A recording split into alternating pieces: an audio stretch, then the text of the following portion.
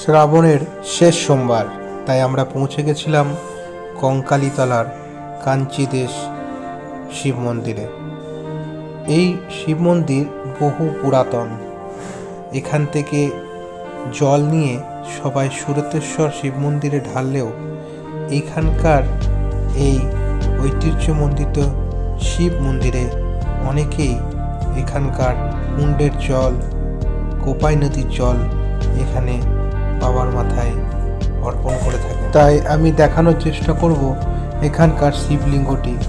যদিও এত ফুল, প্রসাদ, পুষ্প চাপানো হয়েছে বাবার মাথায় যে শিবলিঙ্গের দর্শনটা ঠিকঠাকভাবে আপনাদের হচ্ছে না। তবে অবসর সময়ে এমনি কোনো সিজন ছাড়া যদি এখানে যান তাহলে দেখে বুঝতে পারবেন এই শিবলিঙ্গটি কত পৌরাণিক এবং কত ঐতিহ্যমণ্ডিত।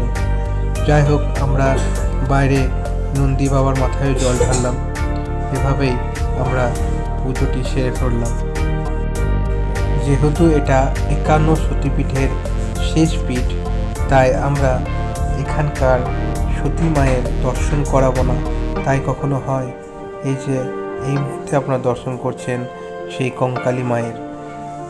গোটা চত্বরটি আজ লোকে লোকারণ্য, কারণ আজ মহাদেবের পুজো হলেও আজ সকলেই এই শিব মন্দিরে এসেছেন এবং মা কঙ্কালীর পুজো দিয়ে যাবেন না। তাই কি হয়, এভাবেই আমরা পুজোটা সেরে ফেললাম এবং প্রসাদ গ্রহণ করলাম।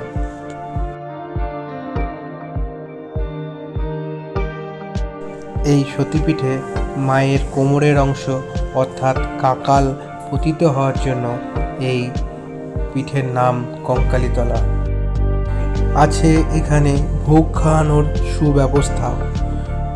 তাই সকাল থেকে আপনারা এখানে এলে পরে কোপাই নদীর পাড়, মন্দির, শিব মন্দির, এছাড়াও বিভিন্ন জায়গা, শীতকালে তো সর্ষে খেতে ভরা থাকে এই সব জায়গাগুলো, খুব ভালোই লাগবে। তারপর দুপুরের ভোগ গ্রহণ করে ফিরে যান শান্তিনিকেতনের উদ্দেশ্যে।